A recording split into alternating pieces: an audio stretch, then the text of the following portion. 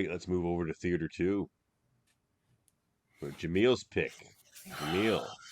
Out of Sight from 1998, starring George Clooney, Jennifer Lopez, Don Cheadle, Ving Rhames, and Viola Davis. A hell of a cast. I mean, I could take or leave Jennifer Lopez as Not an Steve actress, Zahn. to be honest. Oh, and Steve Zahn. He's good in this. I should have. All right, I'm going to throw him in there. You're right. And directed by Steven Soderbergh. We also got Luis Guzman. Luis Guzman. Oh, yeah, Luis Guzman was in it. Yeah. Albert Brooks. I got to put Albert Brooks in there too. I love Isaiah Albert Brooks in everything. Washington. Albert Brooks was almost too good for this movie. Not in this movie, but just in general. I love Albert Brooks more than I love this movie. That's for sure. I like Albert Brooks. I don't like him that much. Yeah. Oh, man, he does all the best Simpsons guest voices. You'd never believe how many Simpsons characters he voices. So I think you misunderstand what I mean. I like him. I don't like him as much as I love this movie. So spoiler alert. You and I are coming to different sides of this movie. Oh yes, I knew that I would have to do be talking a lot for this movie. So which is fair. Well, let's refresh our palates with a little trailer. What do you guys say? Oh, I hate the trailer. All right. Does it give away the whole movie? Because a lot of them only happen a few times in your life. Home once. You always remember it because it was there and you let it go and you think to yourself, what if I had stopped?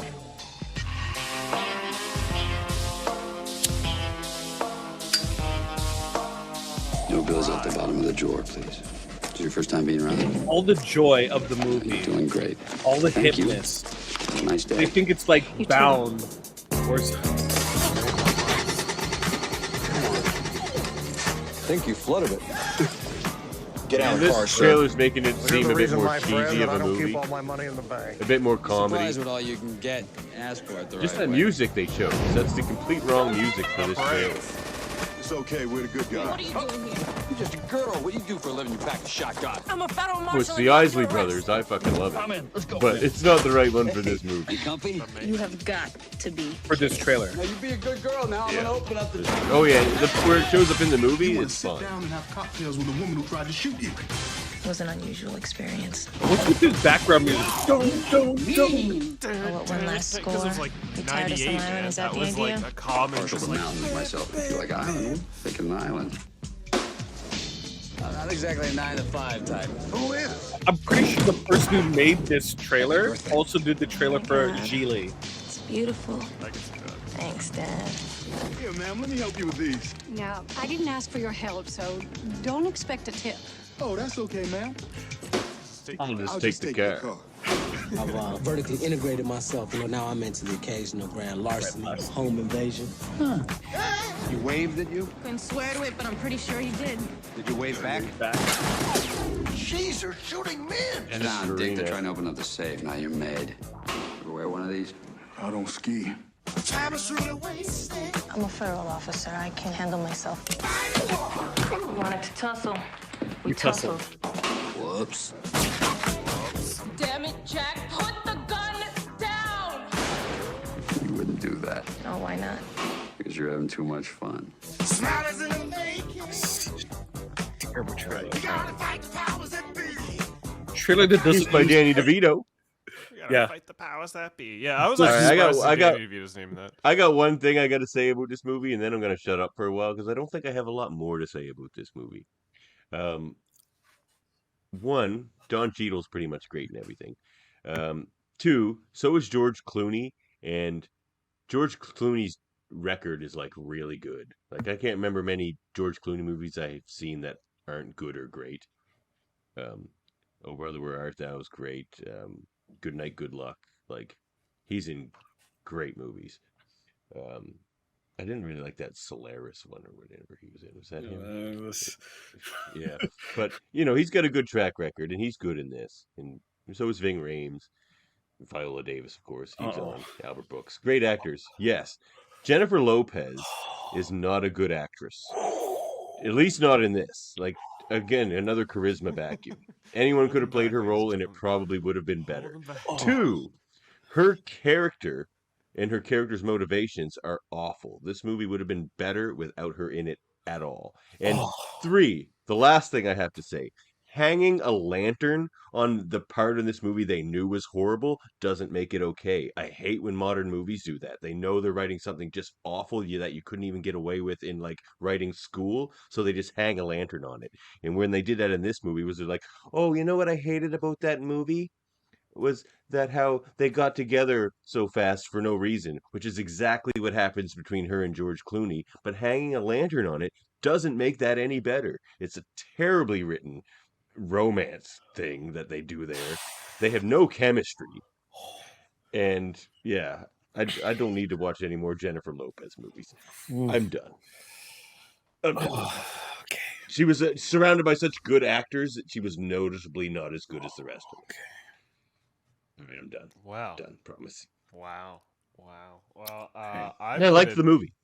Disagree with Davin's take a bit. I felt like Jennifer Lopez Jameel's was actually one of her better calming roles himself. that I've seen her in. That ain't saying much. She can dance. Not wrong. She's not an actress, at least not a great one. Oh, okay. Not yeah.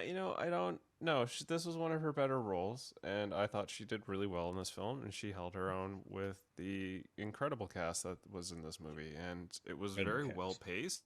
It was extremely well paced, and I loved the detail in the time jumping that was portrayed in the film. The jokes hit. There was really good quotable moments throughout the film. I enjoyed the fuck out of Don Cheadle's character. It was a good film in my books. I was liking what was going down. I didn't have as much vile or vitriol for it as Davan would. No, I liked the movie, just not when Jennifer Lopez was on screen. Like are you guys actually going to disagree with what I said about? I'm straight up disagreeing with what you said, dude. You think those characters you think it actually made sense for those characters to they basically fall in love after being in a trunk together for 30 seconds. It was stupid and ridiculous. Did they fall in love?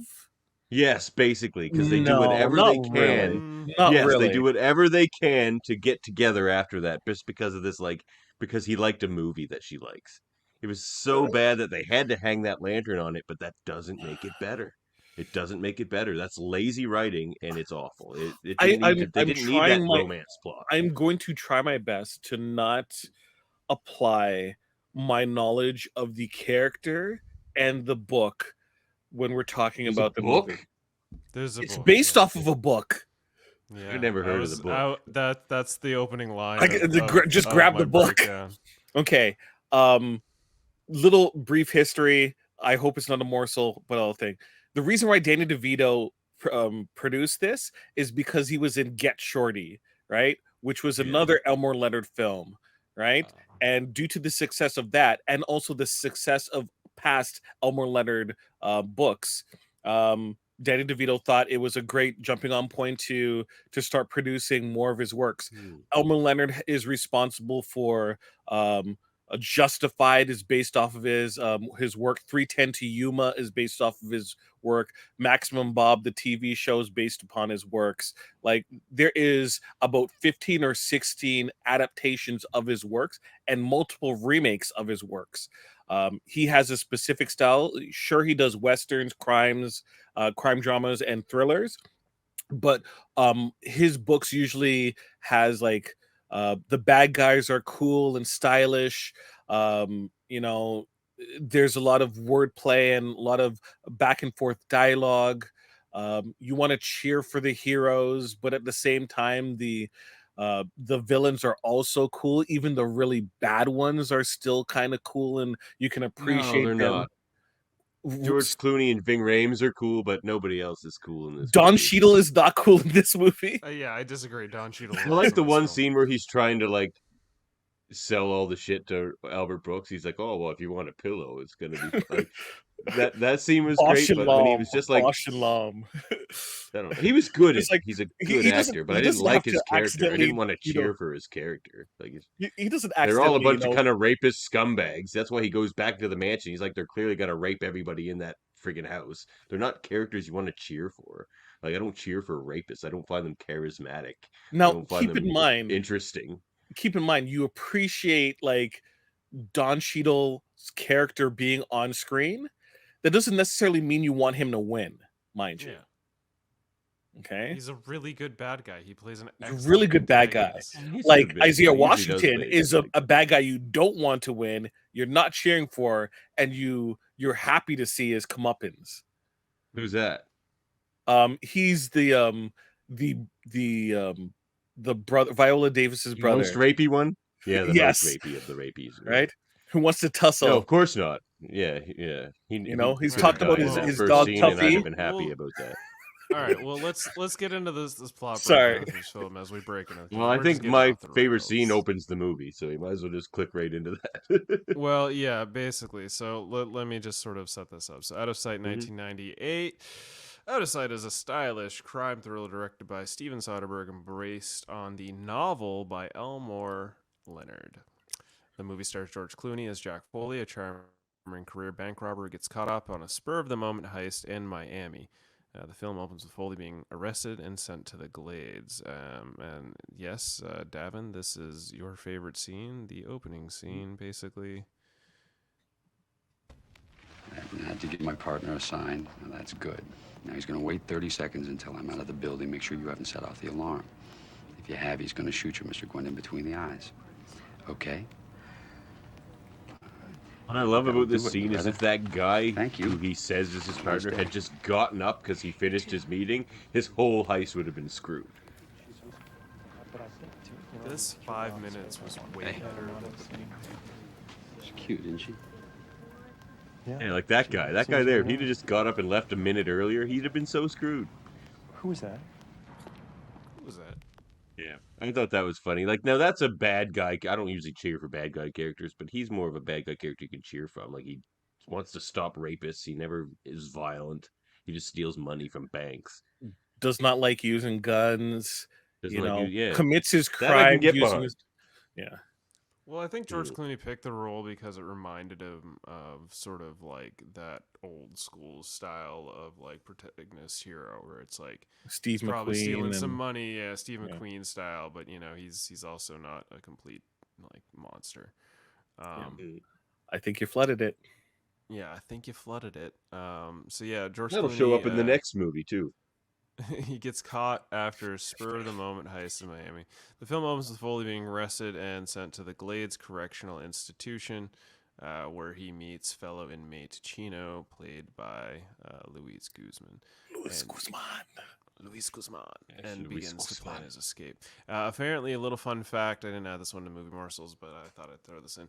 So this whole scene where George Clooney is just being terrible at basketball, apparently George Clooney's really good at basketball. Yeah, he's good at it. And it ate him up and embarrassed the hell out of him because he had to pretend he was bad at basketball, and during this scene it was actual correctional like prisoners, so he had to be in front of like hundreds of real life prisoners and pretend he was bad at basketball, and it just destroyed him.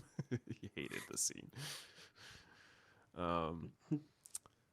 So yeah, basically Luis Guzman is introduced with his lover. I forget this actor's name, but apparently he was really popular back in the day. I don't really recognize him. I don't recognize him at all.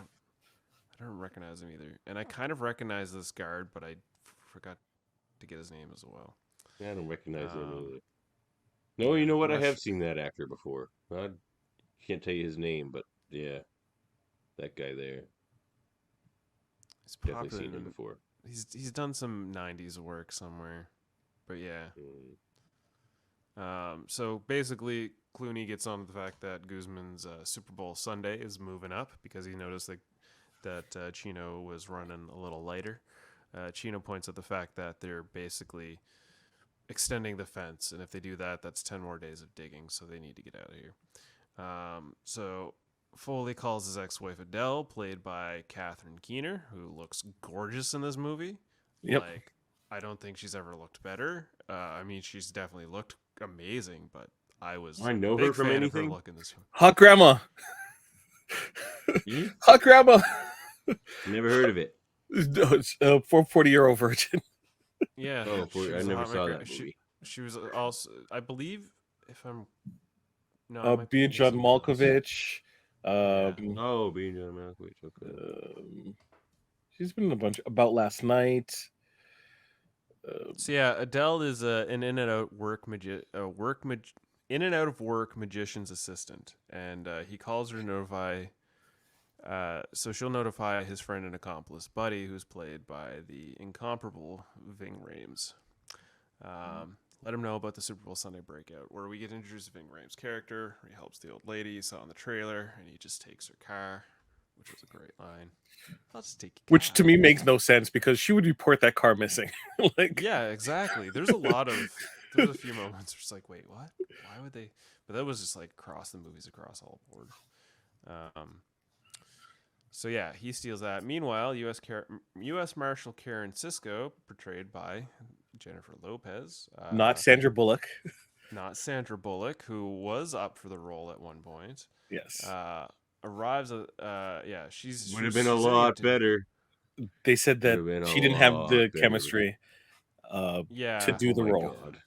Oh my God. What is this not what actor's we name? get. I thought I put this David down. Fiera. David Fiera. Dennis Farina. Dennis Farina. Yes. Dennis Farina. All right. Yes. He's Dennis. great in everything.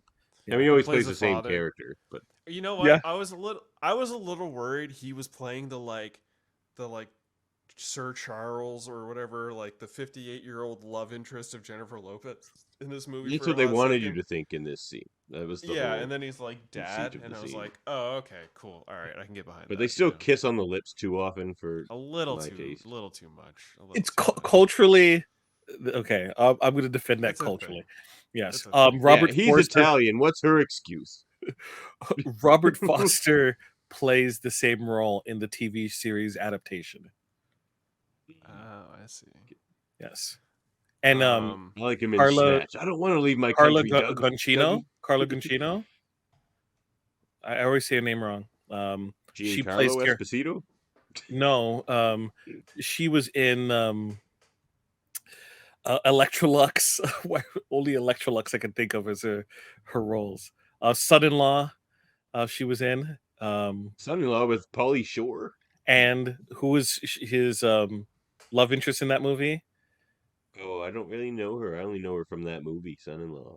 Oh, she's been in a ton of stuff. Anyways, Oh. I think it's Carla Guncino. She was in the Frank Miller inspired comic book movie, the good Sin one, not City? the bad one. Sin City, yes. Sin City. Oh, I know who you're talking about now.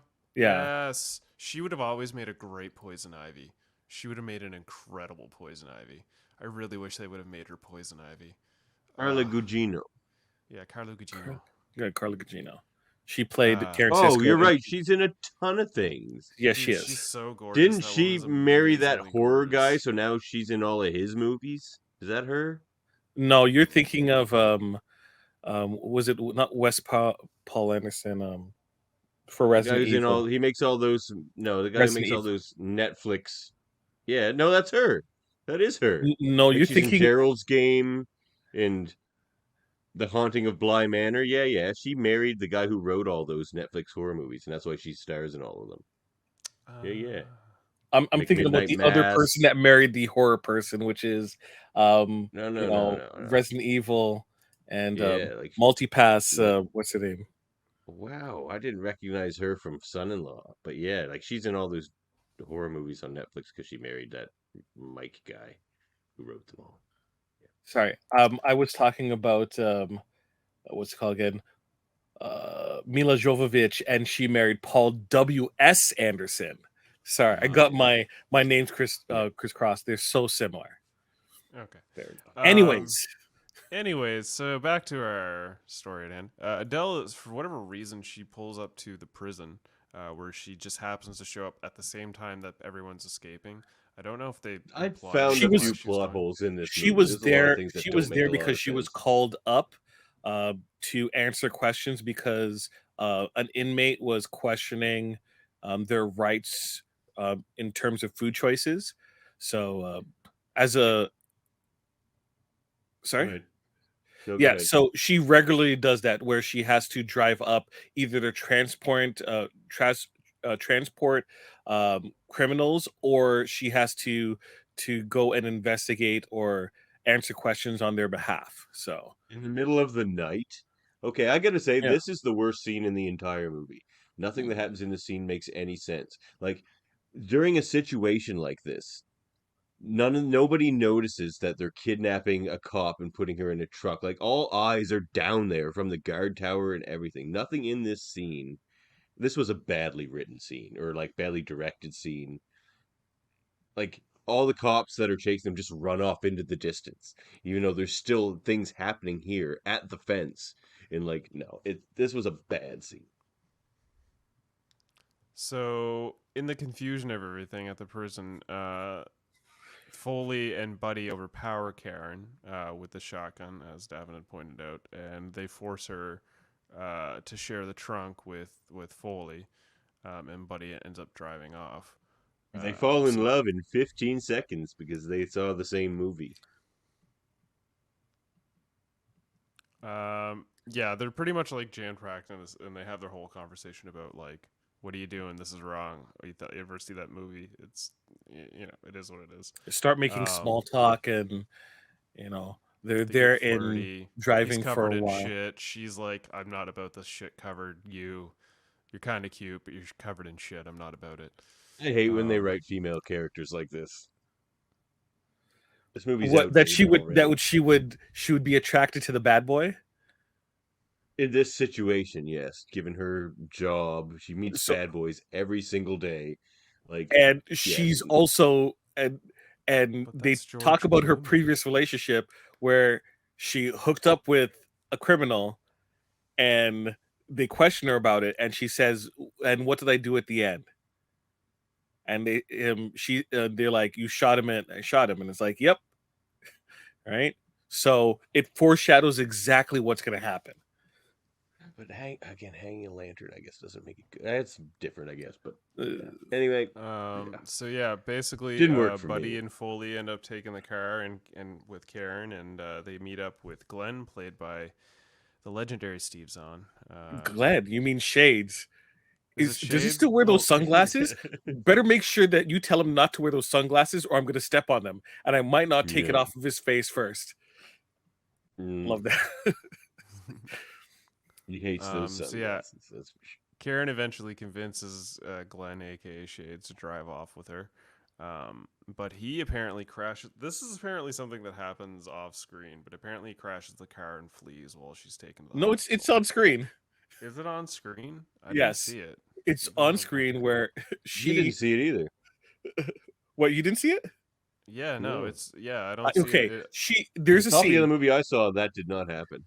She Yeah. talks to him, and she's recanting, no, not recanting, but she's detailing the situation of where she found herself in the hospital, and she states that she was talking him and explained the situation and trying to get him off the road. He was refusing. She tried to commandeer the wheel, Yeah, and she explains it like in the hospital. and you scene, see right? it, But, yeah, but do they? and then do he they crashes, and then he runs out. Oh yeah, they do. I guess they do cut that. Yeah, they do. Okay, so all right, so I guess there's a little thing. Anyway, Snoopy, you're introduced to. yeah, I we're generally introduced to don't like Snoopy. flashbacks. Well, there's least a lot not of too time many of jumping in them. this film. Yeah. For the most part. Sorry, my notes are all over the board. For me, it probably would have The worked film better uses if a they nonlinear did that story all structure to first. reveal Foley's backstory, including his time in prison with Chino and his relationship with wealthy inmate Richard Ripley, played by Albert Brooks. 2 years earlier, Foley and Buddy and Glenn were incarcerated at Lompoc Penitentiary, where Ripley bragged to Glenn about a cache of uncut diamonds hidden at the home in Detroit. Foley saved Ripley from being extorted by vicious criminal Maurice Snoopy Miller, played by Don Cheadle. Also stupid. Why would you say something like that in prison ever to anyone? People are dumb in People are general. dumb, yeah. Like Davan, I challenge that. People are dumb in general. The amount of things that they tell people that they shouldn't without any prompting. I guess. I don't know. Just I don't think imagine these whose characters character. are the best written characters. But just imagine he is an executive who practically married into wealth, bled He's the a woman white collar dry, criminal. bled the woman dry, and set up his own business, got caught, right? Yeah. So like he was probably bragging. Yeah. I was gonna say I liked the scene where, after the fixed fight, this guy's like gloating that he won a fixed fight, and they're like, "You shouldn't do that." Yeah. It's You're an really dumb idiot. and Yeah. dangerous. Yeah. Which ends up proving to be a thing because he gets shanked in the line. And this is the beginning of when Foley starts to help Albert Brooks' character out, and he's like, "Keep moving. We're not going to talk about this. We're just going to keep moving. That man's going to bleed to death, and we're going to keep moving." You didn't want them to ask you questions, I think is what he says. He's like, you don't want to answer no questions. Yeah, so we basically go from like that flashback scene to these guys walking to the hotel, and then you get this scene where you think, oh, she's caught up to them, and she's proceeded to track Foley down to the hotel that they're at. However, she knows this. Who knows? And she's coming into the steamy hot bedroom, gives him the eye, and basically starts to bone him in the tub in the most uncomfortable way of having sex, only to wake up that she's in the hospital. And that's kind of where I was like, wait, how did she get to the hospital? And I think that's what threw me off. I think I was so confused by that I didn't really pay attention to the fact that they showed a scene of how she got to the hospital. It just the lovemaking was so intense in the uncomfortable bathtub that she hurt herself and hit her head. Yeah, I was like, is that It's what slippery in those happened? bathtubs. It is slippery in those bathtubs. It was right on the a little faucet. confusing. So yeah, basically we saw this whole scene where Don Cheadle is fleecing Ripley's character, a couple $100 for pillows, couple $1,000 for fish. Yeah. Clooney comes to save the day. He six his thug on him, number 39 in the penal code. Oh, number 39 out of what, 20? Yeah, they had the other inmate, give him the heads up, break it up, you're out of here. Got too excited with all this reading his fundamentals shit. Apparently there's a line here where Jennifer Lopez says that doesn't look anything like Foley from this photo. Apparently this photo is actually from his Dusk Till Dawn film production. Oh, it looks like it. Yeah. So yeah, and then we get introduced Michael Keaton. What a waste of Michael Keaton. Michael Keaton. It's not a waste technically. It's not a waste actually, Davin. When I looked into this, apparently there's a reason for this. There's a whole reason. I'd rather Michael Keaton have played Jennifer Lopez's role. Okay. It's going to be in the movie morsel, so I'm not going to mention it. But I do like the so Jennifer Lopez character, Karen Sisko, in another show of why she picks absolutely the best people to have a relationship with. She's in a relationship with Michael Keaton's Ray Nicolette, who is currently separated, but still living in the same house. Yeah, not separated, but not separated, yes. Separated but not divorced. He's basically cheating. He's a cheating so Dennis does a great job of basically grilling him, and at the end of the sequence practically just shines light that he's still with his wife, and I love this whole exchange too as it's going on. Yeah, anyways. between Clooney and Jennifer Lopez is like, oh, I got your number and all that stuff. Yeah, but yeah, it was a surprise to see Keaton show up and get the news broadcast that the one of the runaways for Chino has died, and then they start getting the idea that Adele or Chino might be looking for Adele. So she's there with a cigarette. Oh no, this isn't your favorite scene. No, wait. Where Chino finds out where Adele is, and yeah, confirms where she is with the Color Your World painter's outfit that he was wearing. I love that. Yeah, dope. You know what? After seeing Guzman in this movie, I could get why he could be a decent Adam Gomez. That's the character Luis Gomez played in like the first 20 movies he was in. He Yeah. always was Look at how just good a looking that incredible man guy. is. But like, look at how thin and like, you know, oh, he's so handsome. He's looking trim. Such a handsome man. Looking trim. It's a So long trim time back ago, then. though. To be fair. So long time ago. Yeah, it was like 30, 20, yeah, some odd years ago. Getting there. God, time. I'm lost in my notes. So yeah, basically, Okay, in which so, we burn. The police are closing in on Clooney and Ving Rhames' character Buddy, and they decide that there's nothing else that they can do. They need to head off to the actual heist, so they head off to Detroit. Karen yes, Sisko's this is in where I have tow, notes. right? And Yeah, so in Detroit, so- Maurice plans to steal the diamonds with his brother-in-law Kenneth. That's when we're getting introduced to these characters. one thing about this movie is they do a great job of really visually telling you where each place is. It is not Florida. It doesn't have the pinks and the fluorescent lights, the filter that was there. You have this metallic blue filter that's being used the moment that they step foot in Detroit. The blacks are a little darker and bluer. Dingy the can music. we make Detroit look? There's a bunch of POV shots I kind of skipped over, but there's at least a good like 30-40 second POV intro shot of Detroit that Soderbergh had gone out and actually filmed himself. Yeah. On his 35th birthday of all days. Yes. So, yeah. Elmer Leonard traditionally puts a lot of his books in Detroit. He, was raised in Detroit, and therefore it is a major character for him. He's the Stephen King of Detroit. He is Stephen King referred to him as the great American author. Oh, I certainly wasn't saying Stephen King was that. At this point, we're introduced to Kenneth, played by Isaiah Shawshank Washington, Redemption. and Maurice's henchman, White Boy Bob, who's played by Kenneth Lonergan. Yeah, White Boy Bob. White Boy Bob. Yeah. Watch the Why road. call him White Boy? It's just like that's White Boy Bob. Like. So yeah, they take a reluctant Glenn, who Maurice forces to help kill a rival drug dealer. Foley and Buddy eventually meet with Maurice and his crew at the boxing ring.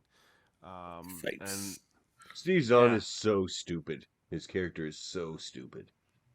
Oh, yeah, But I could believe that character. Yeah, it's well, very I did believable. too. But it's just like, man, you're swimming in a sea with sharks, and you are not a shark. Like, get out now. Get out of the He's water. very much a guppy. Yeah. And like George Clooney pretends not to be a shark, but he is. Yeah. Just not a violent one. You know. I love this. I love this scene because it's just like all of them are like not backing down. You just see how out of place Steve Zahn's character is. Right? It's just so great. No one's backing down. It's just like being in jail. And they found somebody who actually makes Ving Rhames look small. Yes. White Boy Bob's a big boy. That's a big boy there. It's usually the role they'd give to a professional wrestler. Like Bam Bam Bigelow would have played that role like 6 years earlier. Oh, he definitely would have. Yeah. So yeah, basically, Foley and Buddy agree with Maurice to team up and do the robbery. Following Foley to Detroit, Karen questions Maurice's wife, Mazel, played by Nancy Allen. Wait, no. What? No, that's Midge. Midge is played by Nancy Allen. Pidge is. You're talking about Viola Davis. Yeah, my notes Viola got Davis mixed up because earlier I had Midge and it was like Midge was Viola Davis. And I'm like, no, that's Nancy Allen, and I forgot to correct the Nancy Allen to Viola Davis. But yes, There's Viola a lot of Davis. actors in this who are good in everything. She's one. Albert Brooks is one. George Clooney. Oh, she's so amazing. Strong actors. And basically, she defends herself when Kenneth attempts to assault her because there's this whole interaction. Which is now, this is is leading up to Jameel's. Are we not doing my now. favorite moment? Oh no, this is your favorite moment. Here? Yes. Yeah. Your favorite moment is the rapey guy. No. It's I'm thinking it's more specifically this. Good bitches love I think this is what you're talking about. You know what that is? A bone. Keep you a good bone. I basically turned away from this scene. I found this kind of unwatchable. No, that shit don't mean nothing to me. I let the monster out. You gonna do what it wants. I gotta go, Kenneth. Maybe we'll see each other again sometime. No. We gonna tussle first. Damn it! What the fuck was that? You wanted to tussle. We tussled. Love it. The delivery of that line was her best line in the whole movie.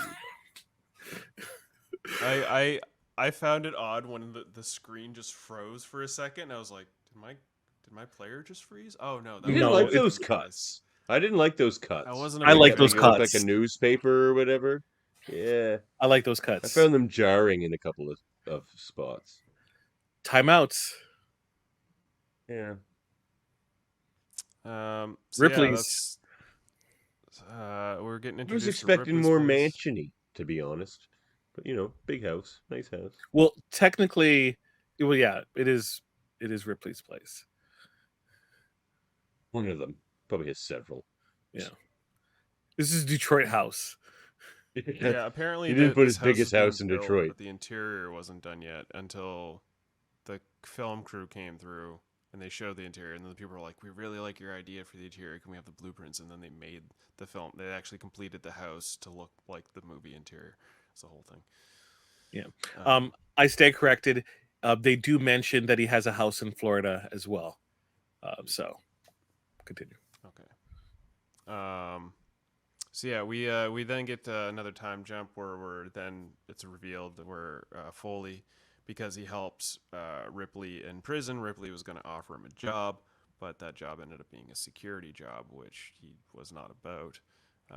And this is his catalyst. Ice cream for freaks. Yeah, ice cream for freaks.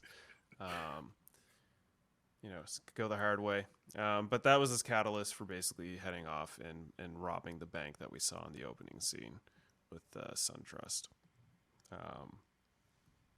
It then then the story cuts to Foley finds Karen at her hotel, where they proceed to share a romantic interlude at the bar and spend the night together. And you get this whole, apparently a lot of this dialogue during the scene was improvised. It feels very natural to me. Yeah. I don't want to say to overall, because Davan will say, no, it feels so forced. You just say they're clearly not skilled improvisers as actors. It's not like they had no. So yeah, Glenn gets. It's not George Clooney's strong point, and I don't think Jennifer Lopez is a good actress. So the night of the heist, Glenn decides to get cold feet, and he runs into Karen. Who she decides to let him escape, but she's going to continue to tail Foley and the thieves as they force their way into Richardson's mansion. So just they should have switched her and Viola Davis's roles. No. Viola Davis should have played her. No, I disagree. Give Jennifer Lopez the minor role. The heist wasn't supposed to be tonight. The heist was supposed to be the following night, right? Yes, and the following night, but they were. What was happening is Buddy and Jack were going to meet up with Shades, and then leave from there and go directly to Ripley's. And then when Shades left, it found out that Maurice had the exact same idea to do it early and do it the same night. So they all went together and proceeded to do the heist. This is one of these cases where I enjoyed the movie more watching it. On the rewatch we're doing here in the discussion, I'm finding a lot of the things I didn't like out of it standing out more. Like, there's a lot of mirroring and foreshadowing in this movie. I know it's intentional. Like, she says she shoots her boyfriend, so again, she does it again later. And, like, same with what you were just talking about how they were going to do the heist a day early, and then that happens in the prison break earlier. Like, yeah, they do a lot of that, which I think it was overdone. They did it too many times, where it becomes more like the style and the theme of the movie. I could tell you about 10 or 15 more stuff. They clearly state where exactly the diamonds are going to be. Because of the fish earlier. Why does Maurice get? Yeah. Why does he get fish? And what does What does Buddy say? Have you ever seen an uncut diamond? They just look like plain look old like rocks. Yep. Yeah. A bit too much of that. So yeah, Which I didn't basically, notice as much of it on the first watch. And that's the I'm sorry, Chris. I'm sorry. That is the pace and the style of the movie at work. When you really stop and like dissect each moment down, it just becomes like It's a holes. yeah, it's holes. But when you present it with such a style and pace, right, it all flows together, and therefore you're just swept away with the movie. Pacing saves this movie, but I prefer the pacing You in say the pacing next saves movie. this movie. Pacing is part of the plan of the movie. They're not going to like, oh, Midge No, seems but I just really mean good. like Midge is really good, had so the we're going to give her a 5-minute monologue and just have her talk, I just meant like endlessly. had the pacing been off, a lot of these holes would have stood out a lot worse. Like the pacing kind of like That's the covers difference up a lot between of the work. an okay movie and a great movie. Good movie. I'm Speaking of sorry. the movie. You're correcting me when I didn't need to be corrected. That's fair. We'll do that in the later. We'll talk about that segments. later. Yeah. Sorry, Murphy, continue, please. Okay, so basically the whole crew has. He acts broken like he into doesn't Richard Mansion. expect this coming into every episode. But anyway, continue, Murphy. Was that 5 minutes? Was that 5 seconds? No, I definitely only waited 3 or 4 that time. Okay, sorry. Fair ball. Murphy, Fair ball. I'm gonna mute myself. Continue. Me too. It's not you I got to worry about who's muted. It's him. It's him. Actually, I'll be right back. So continue. Anyway, Yeah, now's your chance. Yeah, I know. Let's see if I can actually get through this plot synopsis. So yeah, the mansion has been broken into by everybody. This actually is leading to my favorite scene between Kenneth and Midge while they're breaking through. Sadly, he's not going to be here for that, but whatever. Can't stop fucking with the radio, man. Put on the CD. I don't recognize none of these bands, Mo. Just pick somebody. Well, how to sing like Michael Bolton? Michael Bolton. The way he looks at him, and just like defeated. He's just, To, huh? don't make me shoot you. I like Schubert. I like Schubert. Schubert. Well, I don't. I don't. That scene, it broke me so hard when I saw that. I'm involved with a lot of classical music in my general profession, and it's just like Schubert. Well, I don't. I died. That was right in my wheelhouse of comedy. That was. Have we gone to Davin's scene that holds up, or is there none? No, it was. It was the very first scene. That was his scene. Oh yeah, yes, you're right. You're right. Continue. Yeah. Continue. So yeah, this is basically at this point things are starting to go downhill. We got Big Bob taking steaks from the fridge, and Clooney's basically finding Richardson in a closet with a hard line and grills him about everything. So basically, while Maurice and his crew are struggling to shoot open the safe upstairs, Richardson, Foley, and Buddy find Richardson hiding in his study and discover the diamonds are actually hidden in the fish tank. Midge actually gives these guys the lock so they can open it to find out there's wigs inside of it, which was pretty funny. I was like, ha. It's all full of wigs. I wasn't paying attention to the fact that the diamonds were going to be in the tank. I like that. I thought that was a smart play and a good reveal. But yeah, Richard didn't want to leave because he's in love with Midge and refuses to leave without her. Because of that, he's captured by Maurice because these guys, Buddy and Foley, they grab the diamonds and they're about to dip. But that's when Foley has the second conscious and he's like, okay, well, but, Buddy, you take the diamonds, you head away. And he's going to go back with Buddy's gun. Fellas. And gets into it Nature with... calls. Yeah, no worries. I've been holding it. And then I had to freshen up my free beer. I would never buy it. It's Budweiser. I hear it turns you gay or something, but, we'll find out. Okay. Oddly. Anyway, so Foley finds Buddy, sends him away. Foley ends in, and, Maurice and Big Boy have got Richardson, but Foley goes to Kenneth as basically Kenneth's attempting to rape Midge at this point. But what I want to know is, what's the frequency, Kenneth? What's the frequency, Kenneth? Well, 2-barrel shot. Jameel's jamming out to it. So yeah, he goes to reach for his pistol. Mitch throws a blank gun on him, and that's when Foley goes for the kill shot, which was pretty cool. It was good comeuppance. Kill all the rapists. That's what I say. Yep.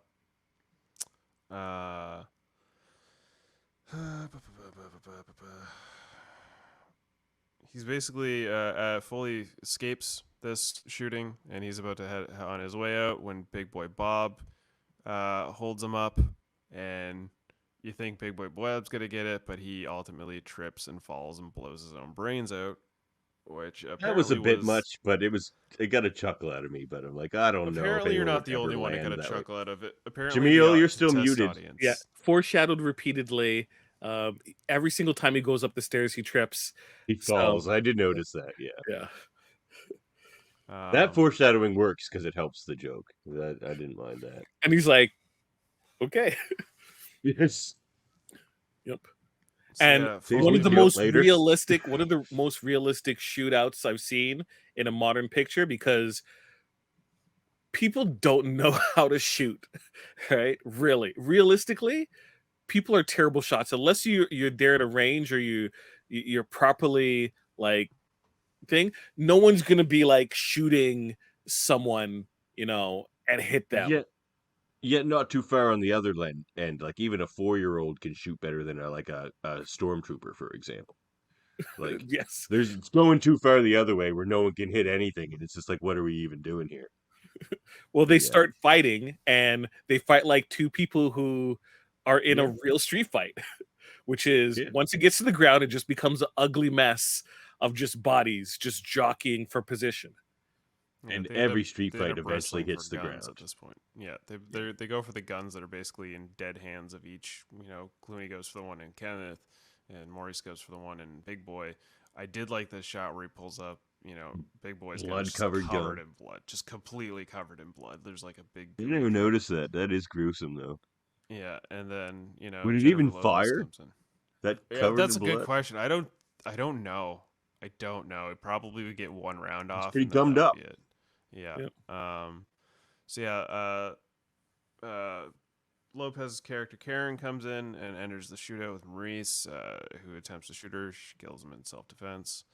I mean, which is the difference between like someone who's actually trained. You see like pinpoint accuracy, 3 shots straight to the chest, just like boop boop boop. And accuracy later when she wants to hit George Clooney's leg, and does. Yeah. Well, yeah, exactly. Basically wrapping it up here. Foley points a gun at Karen because he's not willing to return to prison, but she's like, it's too bad. Gives him a shot in the leg, handcuffs him. He was begging to kill her because he doesn't want to return. But yeah, he gets arrested either way.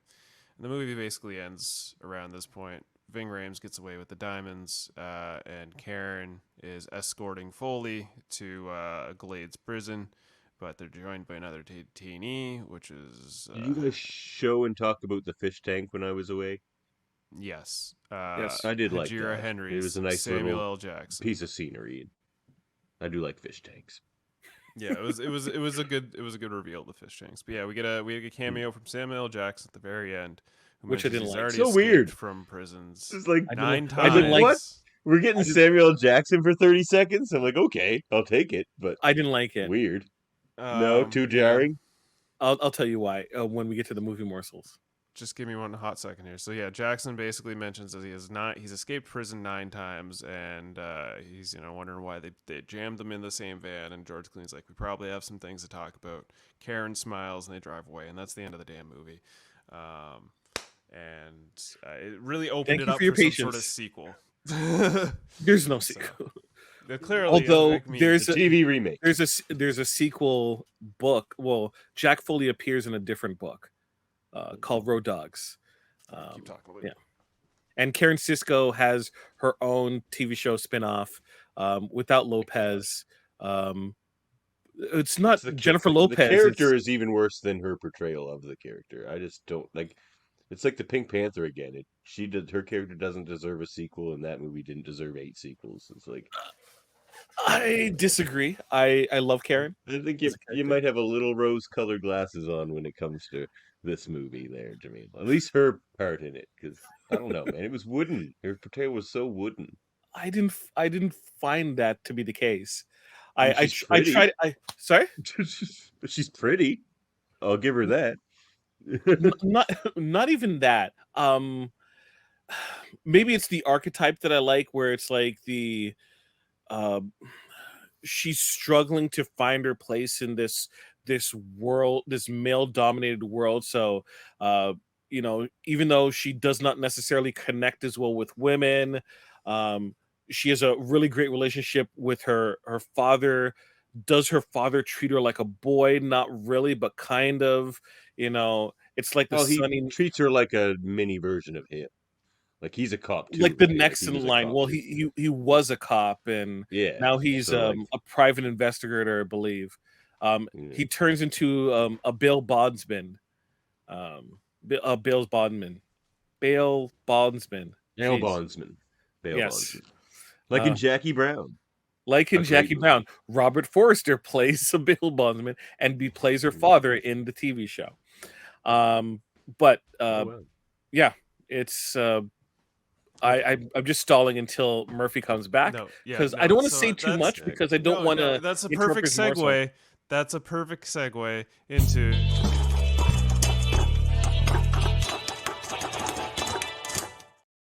the movie morsels for our 1998 film Out of Sight.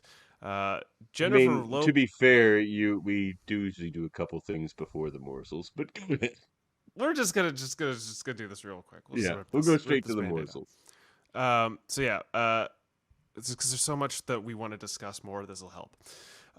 So movie morsels for Out of Sight 1998. Jennifer Lopez's role as Karen Sisko was originally offered to several other actresses, including Sandra Bullock, Nicole Kidman, before Lopez auditioned and won the part. I thought there was going to be more names. I will say, I don't think Kidman would have done it any better, but Sandra Bullock, way better actor than They both said of that these Sandra chicks. Bullock and George Clooney had chemistry together, but not chemistry for the character. So Sandra as Bullock Karen Sisko. almost got the part of Karen Sisko, but director Steven Soderbergh was against it. He said, I spent some time with Clooney and Bullock, and they actually did have a great chemistry, but it was for the wrong movie. I'm sure they could do a movie together, but not an Elmore Leonard movie. Clooney and Bullock understand what he was Gravity. looking for that character. Then I don't get it. Like, you don't want charisma, you don't want personality. It's not the type of charisma that you want for that character, though. She's a little more comedic. Sandra Bullock. Yes, very much so. Especially during that time, she wasn't necessarily thought of as an action to handle the action. Congeniality probably came out. That was after that, though. That was she was still in the net and While You Were Sleeping and Speed. Yeah. So Clooney and Bullock appeared in Gravity in 2013. Bullock would also appear in Ocean's 8 in 2018. Oh yeah, they were in Gravity together. Right, yeah, I forgot about that movie. And yeah, Ocean's 8. Where she played 2018, she plays his sister. Ocean's franchise. I have to turn off my science brain to watch Gravity. I'll tell you that. But in Ocean's 8, she plays George Clooney's sister. Yeah, I haven't seen any of those Ocean's movies. Yeah, it's a damn shame we didn't get it for Heists. Wow, we could have watched Ocean's 11 for the Heist movies. Anyways, so the trunk scene. I had to go old because I knew you guys weren't good. I had to dig a little older. Yeah, you could have picked Ocean's 11, 1963. Yeah. Oh, the original. Yeah, yes. I could have. Yeah, good point. I would have been down for that. Anyway, but I was Peter Sellers, man. Oh well, wasted. So yeah, the trunk scene where Jack and Karen are trapped in the trunk of a car was shot on location in a real trunk, where the actors actually locked inside for much of the scene. 45 times, however, the film was seen 45 times. However, none of these takes were used in the final cut, as the test audience disliked the long single take. The scene as it appears in the movie was a reshoot, and the original long take is available in the DVD extras. You know, the problem with that scene is that scene. It's not that 44 out of 45 of them were bad. It's that 45 out of 45 of them were bad, and they had to use one of them. They had to redo one of them entirely. Yeah. We'll take Devin's word on that because he's seen all 45 different takes. No, but I'll if they continue on. the 44, if that was the good one, and the test That wasn't audiences the good hated one. the That was the previous one that the 44. test audiences liked. Please don't Wow. confuse what test Okay. audience agreed Fair. to. Okay, Fair. I'm just saying. That's a fair I, point. I can take your arguments about how you feel that the final cut of that sequence doesn't necessarily play and seems very quick in terms of trying to bond the two characters together. And the hanging Right? of the lantern on it is offensive because they think that excuses it and it makes it better. And I hate But when they do that because it I doesn't. want the morsels to get through so we can have a little bit I'm more of a almost discussion done, when it holds yeah. up. So the film's climactic bank house sequence was shot in the same Detroit bank used in the classic heist film, The Thomas Crown Affair. Oh yes. Elmer Leonard envisioned Jack Nicholson or Sir Sean Connery as Jack Foley when he sold the film rights to his novel. So we could have had Jack Nicholson or Sean Connery instead of Clooney. Jeez, too old. No, thank you. Too old. Yeah, Even both in of them '98. too old. Yeah. And Michael Keaton reprised his role as Ray Nicolette. Keaton could have played that role. Cameo. He originally played him in another Elmore Leonard novel adapted film, Jackie Brown from 1997. Samuel Jackson. Jackie Brown was Elmore Leonard. Yes, did their cameos. Jackie free of Brown's one of my charge. favorite movies. I love Jackie Brown. Well, the is original like 10 the times original better than book is movie. called the original book is called Rum Punch. Ray Nicolette is in that, which Michael Keaton plays. It was in production. It was being made just as Out of Sight started production. So that's where the right, yes. So that's why. And I don't know if you were going to mention this, but Quentin Tarantino convinced Miramax to not charge Universal for Ray Nicolette's appearance because they could have, but he thought, just Same with do the this Dusk Till favor. Dawn, right? Yeah. Go ahead. Yeah, Sorry. And Samuel Jackson and Michael Keaton did both of their cameos free of charge. The cinematography was by Elliot Davis. It was edited by Ann V. Coates. David Holmes did the music. Okay. And are we not okay? Hang on. We gave Henry. Go ahead. I'll let you. Release date of June 26, 1998. A running time of 123 minutes. A budget of $48 million with a box office of $77.7 million. Those are my movie morsels. Do we have any spare change from Jaemeel? We got some spare change. Not really. You can take it down. I want to talk about we gave Henry Mancini his flowers. David Holmes, Irish DJ David Holmes, kills it with this score.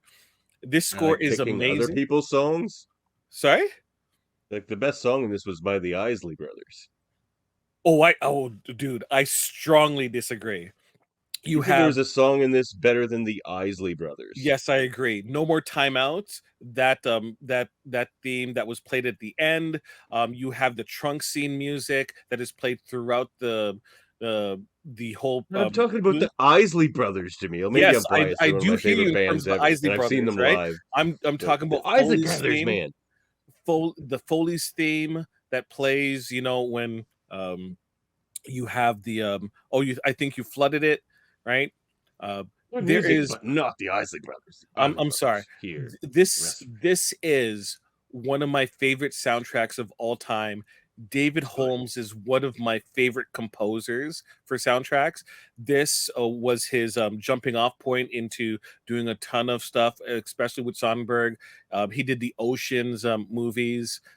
David Holmes should have a case of Oscars, right, with his work in terms of score work. He is brilliant, and he does not get enough credit. I'm here to give this man his flowers. David Holmes. It sounded like spare change to me. It sounded like some spare change. Okay.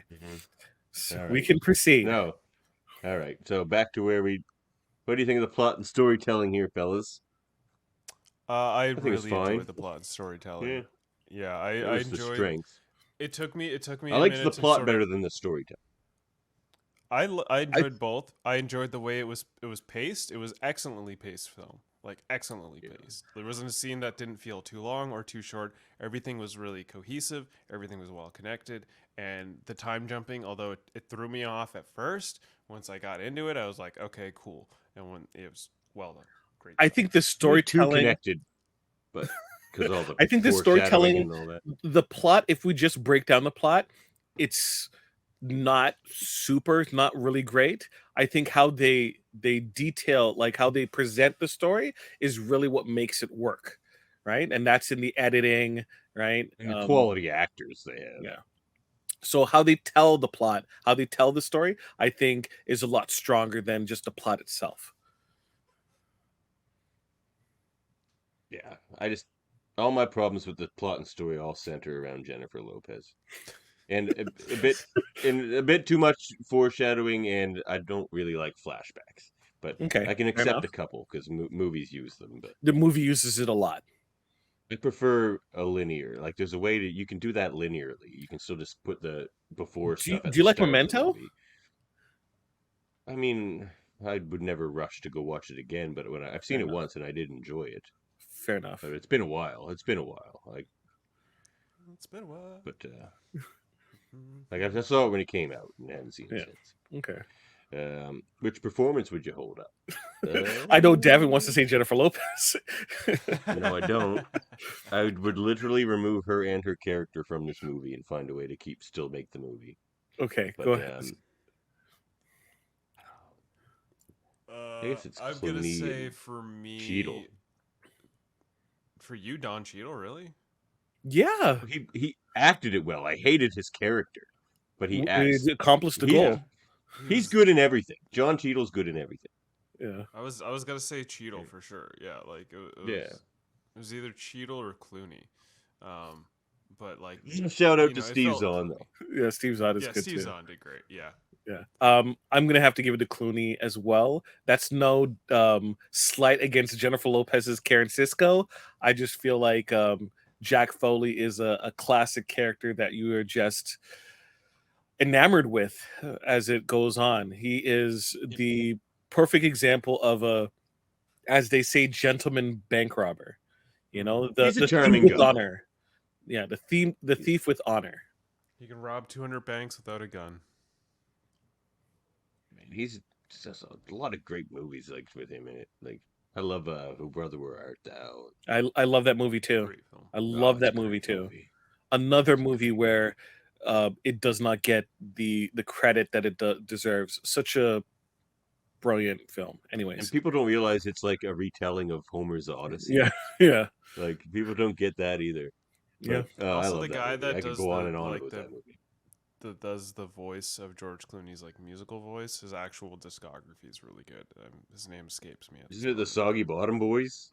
The Soggy Bottom Boys is there's an actual like actual singer, bluegrass singer that's behind that band, and he has got a whole discography that's really solid. Yeah. And I love that soundtrack. I love that soundtrack. Oh, it's great. I mean, they even have a Robert Johnson character in that movie. That's a great movie. Well, we all know I'm a fan of Robert Johnson. Yes.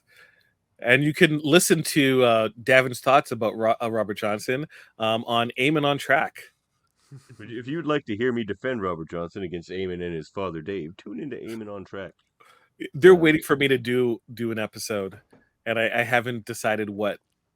You gotta have to come in with a heavy hitter. Oh, you're better than that show for me. My tastes in music don't really translate well to a show like that. I think we're in the same boat, just different music. Yeah, likely. Okay. Setting aesthetic. I love it. I love the way this film is shot, the different places, like and they do a great job of making it feel different. Chicago feels very different than Miami, Florida. You know, even the different jails seem different. I was going to say that prison didn't feel very prison-y at times. Like they all were just like left alone, and the rooms were nice. You know, like I just feel that's like Foley's point of view on the matter, where like jail wasn't necessarily tough. He just didn't want to be there. Yeah. He He just was didn't like want to the be there. smartest guy there. He was Yeah. like able to manipulate people, and There was like no it's funny. He's like, danger for I'm him. not going back there. Prison's so hard, but for him, it was actually kind of easy. But he's just Yeah. not the kind of guy who would, tolerate such an environment. Um, Rewatchability. Jaemeel, obviously. Why don't you go first?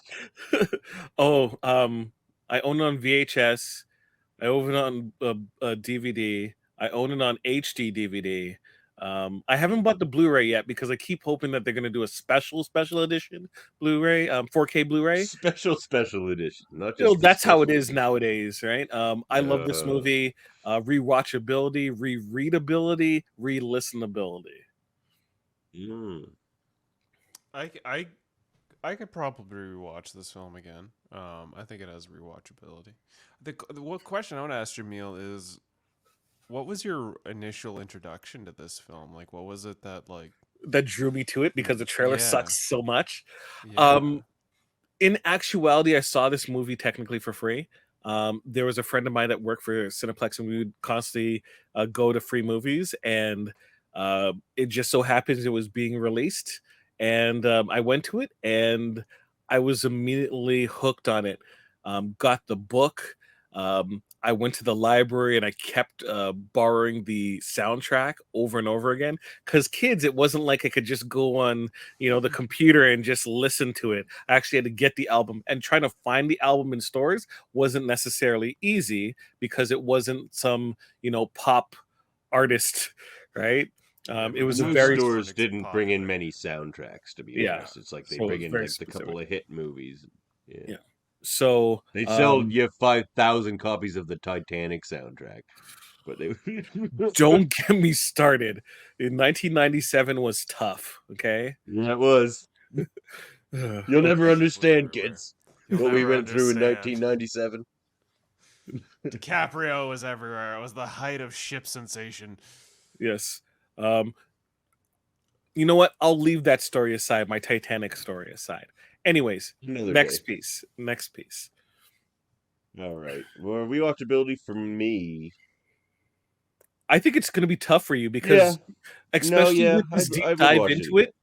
With this deep dive, you're going to be picking out. I would rewatch it because, well, where rewatchability usually comes from for me is there has to be something super right up my alley, like Medicine Man, or it just has to be filled with like great actors that give good performances. Did you purposely say Medicine Man?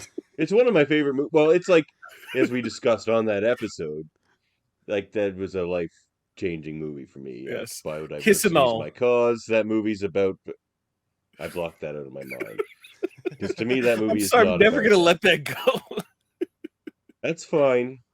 Like, I thought it was a hug. I always remembered that as a hug, not a kiss. But fair enough. Yeah.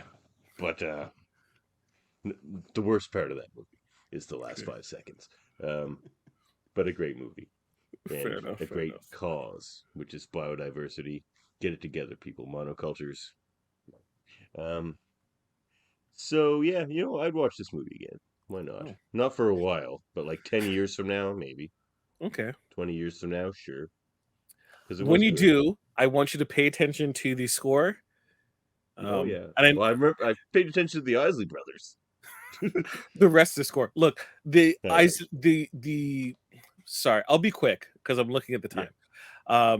The soundtrack does a really good job of really taking you on a narrative journey of the movie, right? So it's one of the few albums that have dialogue pieces, but it just uses it to tie the sounds together, and it really makes everything stand out.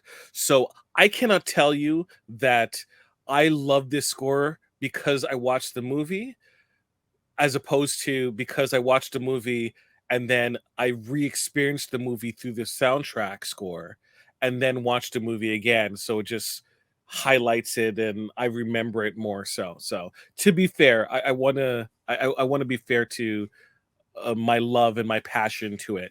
Might not be just from the movie itself. That's what you want from a score. It should, elevate scenes. If the music isn't elevating the scene, then don't put the music in.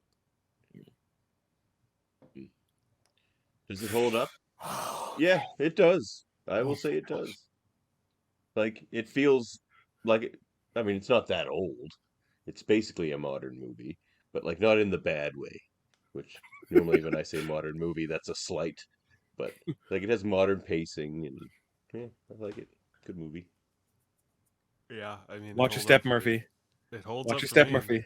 It Yes. holds up for me. It's gonna hold up for me. Like, Murphy I was gonna say enjoying no. watching this film. He was higher on it than I was. Okay. Yeah, okay. no, I said, like, the pacing in this film was great. There wasn't a moment I didn't feel bored. In the first 5 minutes, it was a way better film than Pink Panther was, and I was like, okay, now this is a heist film I can get behind.